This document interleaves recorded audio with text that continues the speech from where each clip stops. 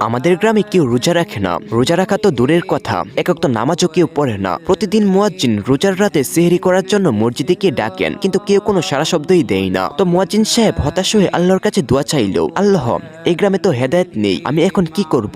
একটা রাস্তা দেখাও। তো সেদিন রাতে মুয়াজ্জিন সাহেব স্বপ্নে দেখলো, একটা নির্দেশ আসলো যে গ্রামের একটা অলস ব্যক্তি খুঁজো এবং যে কোনো মূল্যে তাকে দিয়ে তোমার কাজ একদিনের জন্য করাও, আল্লাহ গ্রামের সবাইকে হেদায়েত করবেন। মুয়াজ্জিন ঘুম থেকে উঠে ভাবে, এই আবার কেমন স্বপ্ন? যাই হোক, স্বপ্ন অনুযায়ী সে পরদিন সকালে মুয়াজ্জিন সাহেব খুঁজতে খুঁজতে গ্রামের অলসের শিরোমণি কুদ্দুস মিয়ার দেখা পেলেন। কুদ্দুস মিয়ার রুটিন হলো খাওয়ার সময় মহিষের মতন খাওয়া আর বাকিটা সময় কুম্ভকর্ণের মতো ঘুমানো। মুয়াজ্জিন সাহেব তাকে বললেন, কুদ্দুস মিয়া, একদিনের জন্য সেহরির সময় ডাকতে হবে। কুদ্দুস মিয়া হাই তুলতে তুলতে বললেন, পাগল নাকি চাচা, ঘুমের সময় ডাকাডাকি আমার দ্বারা হবে না। তখন মুয়াজ্জিন সাহেব বললেন, এক রাতের জন্য 1000 টাকা দিব। টাকার কথা শুনে কুদ্দুস রাজি হলো। ভাবলো বসে বসে তো একটু চিল্লাইতেই হবে, এই আর কি। সেহরির সময় হলো। কুদ্দুস অনিচ্ছা সত্ত্বেও মসজিদে গেল। মাইক হাতে নিয়ে ভাবলো, দাঁড়িয়ে কে ডাকবে, বসে ডাকি। বসে বসে 2 মিনিট ডাকলো, ও গ্রামবাসী উঠো, সেহরি খাও, রোজা রাখো। কিন্তু অলস মানুষের স্বভাব। 3 মিনিট পর তার মনে হলো বসে থাকতেও কষ্ট হচ্ছে। সে মাইকটা বুকের উপর রেখে জায়নামাজে শুয়ে পড়লো। শুয়ে শুয়েই ডাকতে লাগলো,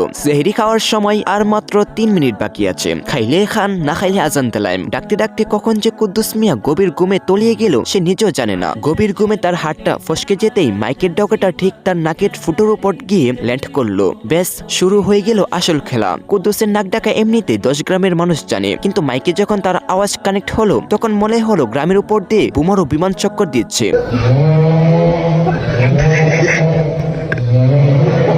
পুরো গ্রাম এক জটকায় বিছানা ছেড়ে 5 ফিট উপরে লাফিয়ে উঠলো। গ্রামে হইহুল্লোড় পড়ে গেল। যে লোক জীবনে অজু করেনি সে বয়ে 3 বালতি পানি দিয়ে অজু করে তাসবিহ গুনতে শুরু করলো। কেউ জায়নামাজে দাঁড়িয়ে নফল নামাজ আদায় করা শুরু করে দিয়েছে। কেউ কোরআন শরীফ খুলে তেলাওয়াত করতে শুরু করলো। গ্রামের চোর বাটপার সব কান ধরে তওবা করতে লাগলো। সবার মনে একই আতঙ্ক, এ বুঝি আসমান জমিন এক হয়ে গেল। গ্রামের প্রতিটা গড়ে তখন মরণ পর ইবাদত শুরু হয়ে গেল। কেউ ভাবছে আজই শেষ রাত। এদিকে মুয়াজ্জিন সাহেব হততন্ত হয়ে মসজিদে ঢুকলেন। ঢুকে দেখেন কুদ্দুস মিয়া একদম চিত হয়ে শুয়ে আছে। নাক দিয়ে ব্যান্ড পার্টির মতো আওয়াজ বেরোচ্ছে আর প্রতিবার নিঃশ্বাস ছাড়ার সময় মাইকটা তার নাকের উপর নাচছে। তখন মুয়াজ্জিন বললেন, কারো হেদায়েত আসে বয়ানে আর কারো আসে অলস কুদ্দুসের নাক ডাকার গর্জনে। গল্পটি পুরাটাই কাল্পনিক। তো গল্পটি কেমন লাগলো অবশ্যই কমেন্ট করে জানাবে, আর ভালো লাগলে শেয়ার করে দিবে তোমার ফ্রেন্ডদের সাথে। তো আজকের মতো বিদায় নিচ্ছি। প্রিয় ভিডিওটা ভালো লাগলে এই আইডিটাকে ফলো করে দিও। তো দেখা হবে নতুন একটা ভিডিওতে। আজকের মতো আল্লাহ হাফেজ।